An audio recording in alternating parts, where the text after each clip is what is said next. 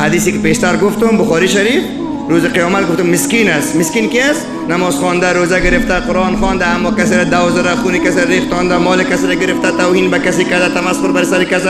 خداوند روز قیامت ثوابای بد اخلاق میگیره و خوش اخلاق میته بگوین الله اکبر. پس کسی که صبر کنه و مردم برش بد بگوید زهی سعادت من و تو. اگر صبر بکنیم که میکنیم ان شاء الله، چون الله گفته که ان الله مع الصابرین. خداوند به همراه صبر کنندگان است. بعضی غلامش استاد است که چی میکنه، اصلا صاحب کدام چاقو میاره، بکس پنجه میاره که برو بزنیش. برآمد یک پنو زرسش چی است استاد؟ ببیره به خانه مو کسی ببر که دلت سرش گفته نه حضرتی اصلا نمیبسری نمیبر. گفت تو تحت امر هستی، تحت امر من، تحت امر پروردگار، تحت امر رسول کریم علیه السلام. حدیثا رو بیان کرد، وقت نیست. بعد نسبت دیگه بسیار کارم از میبر تق تق کرد دروازه را با پشت سری همون کسی داد. چی هستی؟ گفت حضرت حسن روان کرد. کدام حسن؟ گفت بصری، همون که من دشنامش میتونم. گفت بله. گفت ما او را همیشه دشنام داریم. گفت که شما برای از او خیلی توفه روان میکنین هر شب و روز، ثوابش روان میکنین، گناهی او را میگیرین. گفت که شما ثواب و توفه برش روان میکنین. یک بار این در اشک و در گریه شد. امو بدای سابق کاش که حالی پیدا شد.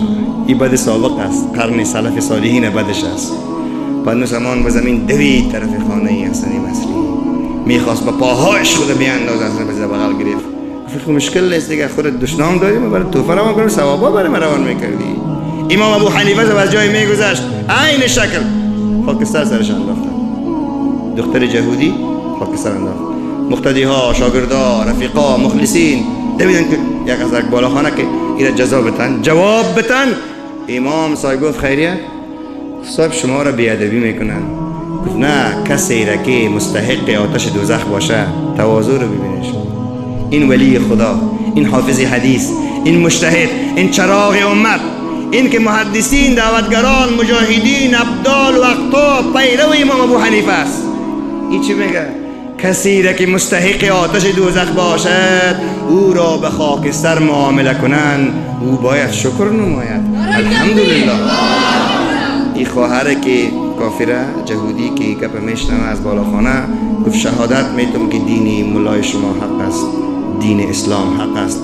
اشهد ان لا اله الا الله و اشهد ان محمد رسول الله. همیشه سخنهای ما شما میمونه، وقت پورا میشه دیگه. اگر ما باز دیگه جمعه میره بگوییم شاید به دل بعضیا باشه که بقیه‌اش بگوییم، اما نه دیگه، باز دیگه جمعه هم چیزای دیگری داریم ما شما که سرش اگر زنده بودیم بحث میکنیم و میگن که گپ از گپ میخیزه. زنده بودیم گفتم یک حدیث دیگه یادم آمد، درودش تو بخونین باز براتون میگم. امام احمد حنبل صاحب در مسندشان روایت میکنن از پیغمبر صلی الله علیه و سلم دو چیز عمر را دراز میکنه. دو چیز عمر را دراز، یکی خوش اخلاق، یکی حسن معاشرت با همسایه، یکی خوش اخلاقی. و همین دو چیز کشورها را آباد میکنه، آبادی در وطن میاره. چند چیز؟ حسن معاشرت با همسایه و خوش اخلاقی. خدا عمرتان دراز بگردانه، ولی با اخلاق دراز بگردانه. چون حدیث دیگری پیغمبر علیه السلام میفرماید خیر الناس، بهترین مردم، من طال عمره و حسن عمله.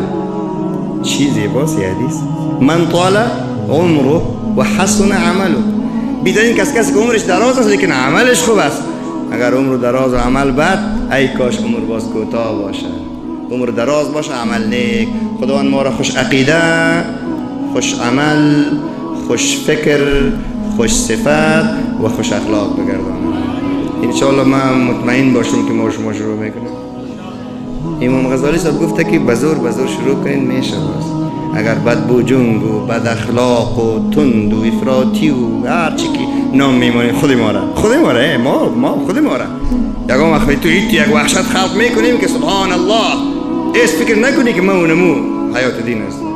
خداوند ما را آنگونه نسازه. گفته که شروع کنین مثل که یک دوای تلخ شما میخورین، دلت نمیخواد جان بگویی. همیشه همسرش او روز یکی نوشته کرده بود که یک کسی که یک دختر عروسی میکنه در خانهش میه، باز گفته بود در هفته های اول او را میگه عشق است، عشق.